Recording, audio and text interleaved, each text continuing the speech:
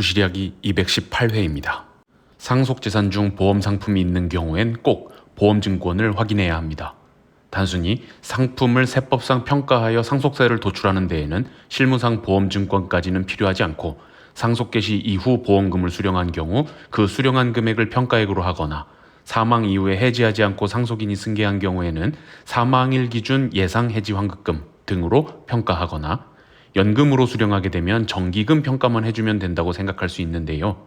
그러나 보험 상품을 상속 분할까지 고려해서 나가 분할을 잘못하면 상속인 간 증여 문제가 불거질 수 있어 꼭 보험증권을 확인해야 하는데 관련 예규를 공부 목적으로 설명해 보려고요. 사전 법령 해석재산 2014-20405 제목 수익자가 지정된 보험금의 상속 시 협의분할 인정 여부. 요약 보험계약자인 피상속인의 사망으로 인하여 수익자로 지정된 상속인이 지급받는 생명보험금은 수익자의 고유재산에 해당하여 민법에 따른 협의분할 대상이 아니므로 공동상속인 간의 자의적인 협의분할에 의하여 지정수익자 외의 자가 분배받은 경우에는 증여세가 과세되는 것임. 민법의 표현으로 보면 수익자가 지정된 보험은 분할 대상이 되는 상속재산이 아니라 그 수익자인 특정 상속인의 재산이란 겁니다. 민법상 개념이 그러하니 상속세법에서는 보험금을 상속재산이 아니지만 상속재산으로 보겠다고 하는 간주상속재산으로 분류하는 거거든요. 따라서 간주상속재산으로 상속세를 과세하되 분할할 때 그 지정된 수익자 외의 상속인이 해당 보험금을 가져가면 상속인 간의 증여로 본다는 얘기입니다. 연차가 낮거나 경험이 적은 근무세무사님들 같은 경우엔 놓칠 수 있는 아주 중요한 얘기로 보시면 되겠습니다. 몇 가지 보험증권 샘플로 캡처한 걸 보시면 수익자 사망 시 상속인으로 되어 있거나 법정 상속인 100%로 되어 있기도 한 반면 어떤 상품엔 특정 상속인 이름하고 100%로 기재되어 있습니다. 상속재산으로 평가하기 위한 해지 환급금 영수증 같은 자료에는 보험사마다 다르긴 하지만 계약자만 나타나 있고 수익자 등 세부 내용은 기재되지 않는 경우가 많습니다.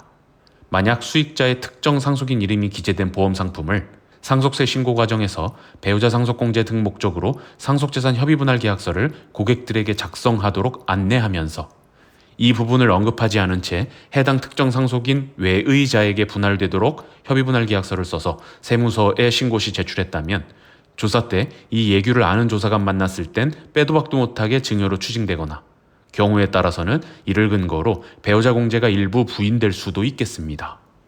따라서 다시금 강조하건대 보험 상품의 기초 정보를 확인할 수 있는 보험증권을 꼭 받고 배우자 상속공제 적용 등 목적으로 최종 상속세 도출하기 전에 상속인들에게 상속재산 분할협의서를 작성하시도록 안내하는 단계에서 수익자가 지정된 보험 상품이 있는 경우에는 모든 상속재산 리스트 중에서 그 보험을 지정된 수익자에게 분할되어야 함을 미리 안내하거나 이를 반영한 채로 협의분할 계약서 초안을 만들어 주시기 바랍니다.